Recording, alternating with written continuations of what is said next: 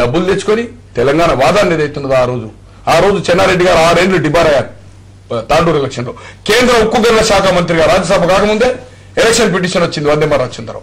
ఆ రోజు ఏదైతుందో విద్యార్థులు ఎన్జిఓలు తెచ్చిన ఉద్యమం రాజకీయ నాయకులు తెచ్చింది కాదు. ఈ రాజకీయ నిరుద్యోగులు దాంట్లో చొరబడి వీళ్ళు లబ్ధి పొంది వెంకటస్వామి గారు కేంద్ర మంత్రి అయ్యాడు. మళ్ళీ రెండో జయాంధ్ర జయ తెలంగాణ ఉద్యమం వచ్చినప్పుడు మీకు దాన్ని గుర్తు చేస్తున్నాను.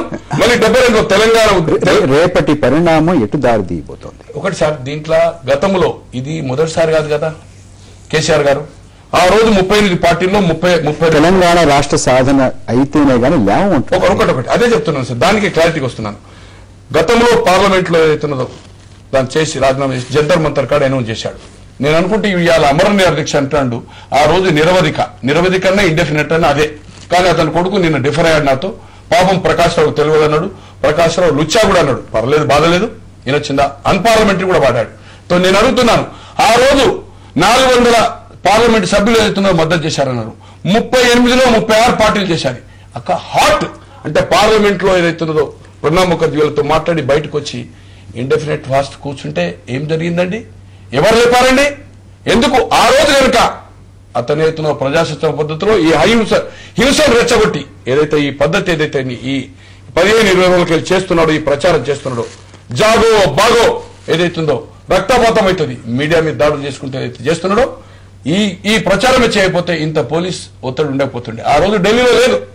ఆ రోజు రెండో రోజు ఎందుకు లేచిండో ఈ రోజు ఈ ప్రజలకు జవాబు. ఆ రోజు కనుక అంటే ఒకటిసారి ఇక్కడ పుట్టడానికి ఎవరు ప్రభుత్వాలు అభ్యంతరం పెట్టేది 3 డజన్లు పుట్టేయచ్చు, 10 మంది భార్యలు చేసుకోవచ్చు.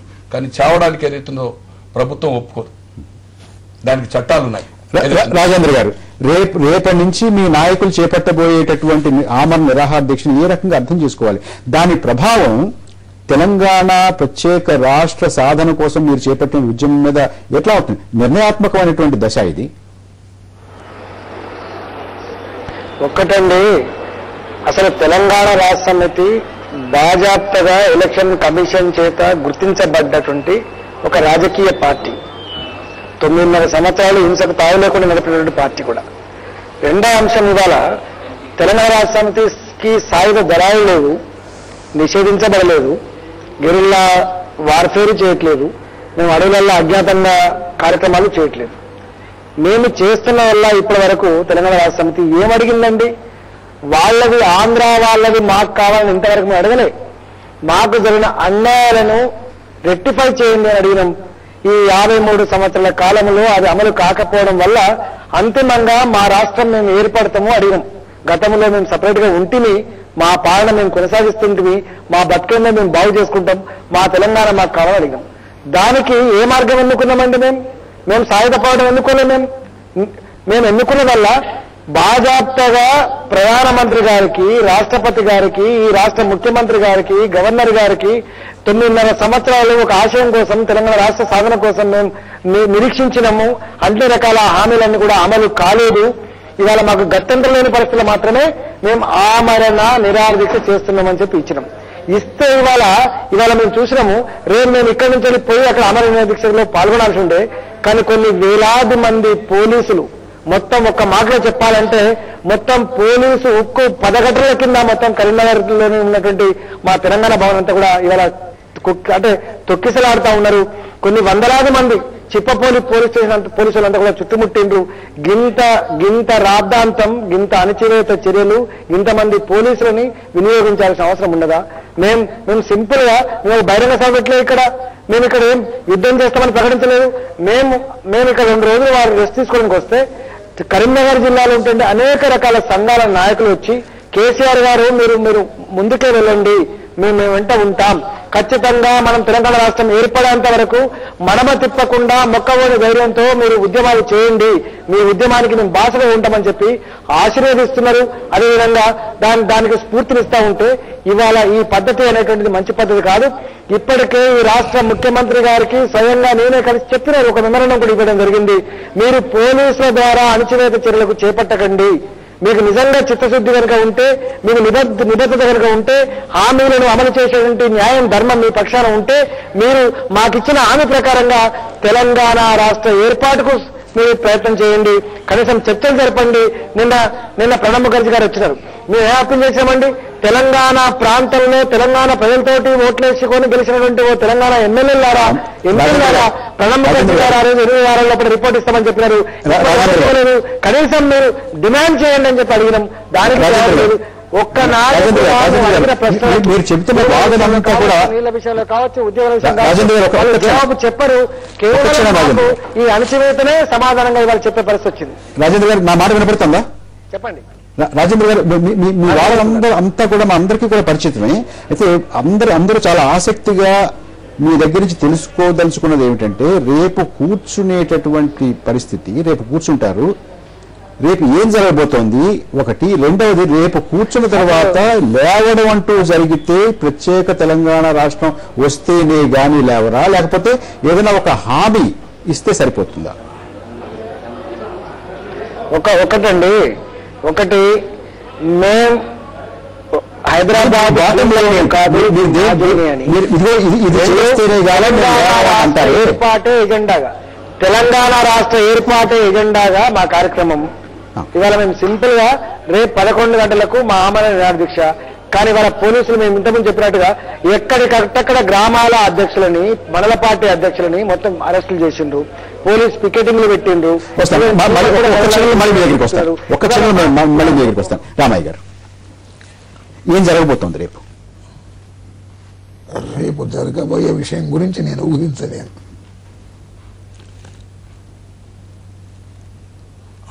నిర్ణయం తీసుకున్నది టిఆర్ఎస్,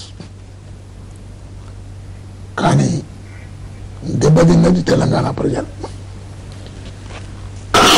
దెబ్బతిన్నటువంటి యొక్క తెలంగాణ ప్రజలకు ఎవరు తమ యొక్క జరిగిన అన్యాయాన్ని తొలగిస్తారంటే వాటితో ఆశపడతాం. ఆంధ్రప్రదేశ్ ఏర్పడిన నుండి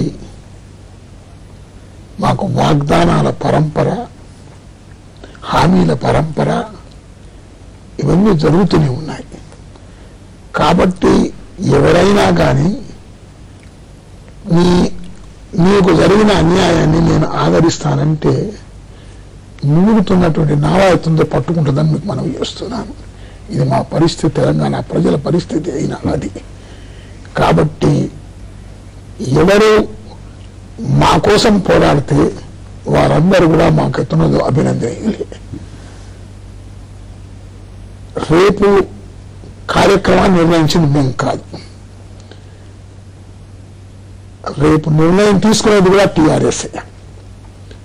కానీ మేము కూడా ఎత్తున్నదో తెలంగాణ ప్రజలకు న్యాయం కావాలని కోరుతున్నాం. అది కేంద్ర ప్రభుత్వమే. కొంతమంది చంద్రశేఖరరావు గారికి సలహా ఇస్తున్నారు, వద్దు, దీక్షకు కూర్చోవద్దు, ఇది ఇప్పుడు సముచితం కాదేమో అని అంటున్నారు. చూడండి, టిఆర్ఎస్ వారికి మమ్మల్ని అడగలేదు.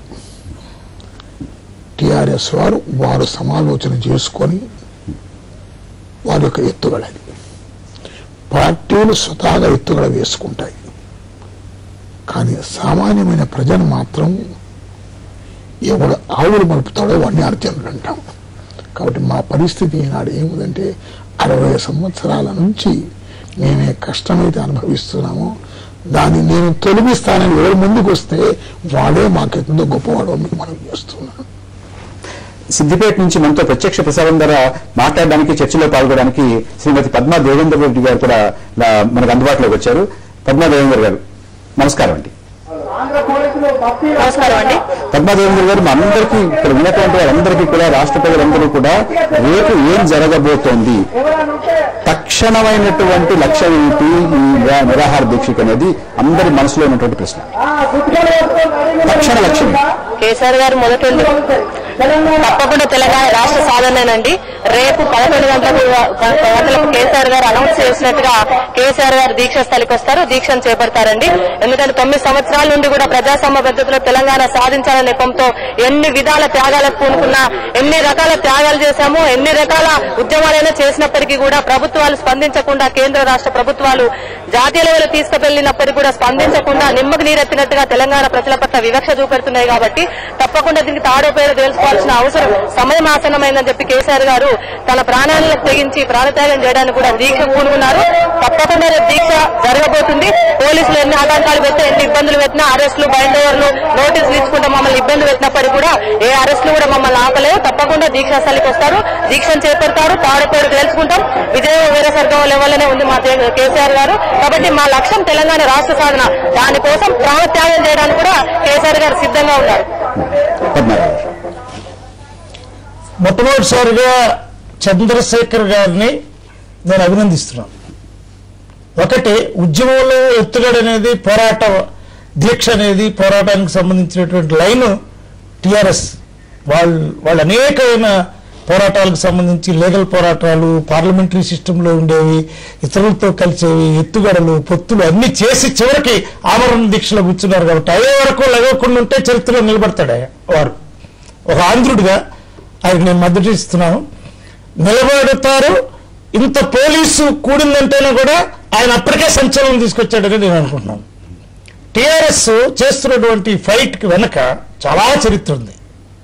తెలంగాణ, ఆంధ్రప్రదేశ్ అందరూ కలిసి జీవించాలనుకున్నప్పుడు ఇక్కడికి వలస వచ్చిన అగ్రకులాల వాళ్ళు వీళ్ళని దోపిడీ చేయకూడదనే నిబంధన ఉంది. వాళ్ళకి ఆస్తులు ఉన్నాయి, వాళ్ళకి స్థలాలు ఉన్నాయి, వాళ్ళకి అవన్నీ కూడా ఆక్రమించేసి ఒక తెలంగాణ వాడికి గుడిసేసుకోవడానికి చోట్లేదు, ఒకరికి 1000 ఎకరాలు ఇచ్చేస్తారు. అంత తెలంగాణ వాళ్ళు అంత తెలివి తక్కువ వాళ్ళు కాదు. నైజాం మీద పోరాడిన వాళ్ళు, రజాకారుల మీద పోరాడిన వాళ్ళు, ఔరంగజీబ్ మీద పోరాడిన వాళ్ళు, రక్తంలోనే పోరాట పటిమైనటువంటి వాళ్ళు అమాయకులుగా కనపడతారంతే. కానీ ఈ రోజున చంద్రశేఖరరావు గారు అక్కడ కూర్చోవడంతో ఆంధ్రప్రదేశ్ ఎందుకు గజగజలాడుతుంది?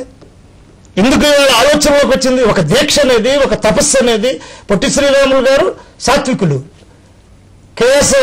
కేసీఆర్ గారు ఆయనకు సంబంధించిన లాంగ్వేజ్ డిఫరెంట్గా ఉంది. అయితే సాత్వికమైన పోరాటం చేసేటప్పుడు ఒక తాత్వికమైన భాష కానీ వాడి ఉంటే ఆయన ఇంకా విజయం పొందుతాడు. ఎందుకంటే దానికి రిలేటివ్గా ఆలోచించే కాంగ్రెస్ వాళ్ళు, రిలేటివ్గా ఆలోచించే వాళ్ళందరూ ఆయన వెనక్కి వస్తారు. ఆ వ్యూహం కొంచెం మార్చాలనే ఒక్క మార్పు తప్ప నా ఉద్దేశంలో. ఒక పోరాటానికి వెళ్ళేటప్పుడు మనం సర్వ సైన్యాలు మనం వెనక నడిచేటట్టుగా నాయకత్వ లక్షణాలకు సంబంధించిన అంశం ఉండాలి. మన కులాలు మతాలకు అతీతంగా మనకి ఈ గడ్డ మనకి సాధించుకోవాలి అని చెప్పి చివరికి ప్రకాశ్ రావు గారు కూడా ఆయన వెనక చెన్నారెడ్డి గారితో ఉండి పోరాటాలు చేసిన వాళ్ళందరూ ఆయన వెనకుండేటట్టుగా గద్దరు గారు కూడా ఏమంటున్నారు, ఒక్క మాట అంటున్నారు గద్దరు కూడా. పద్మారావు గారు ఒక చిన్న విరామం తీసుకోవాలి. విరామం తర్వాత కేసీఆర్ చేపట్టినటువంటి ఈ దీక్ష తెలంగాణ ఉద్యమం మీద నిర్ణయాత్మకమైనటువంటి ప్రభావం చూపుతుందా అనే విషయం మీద దృష్టి సారిద్దాం.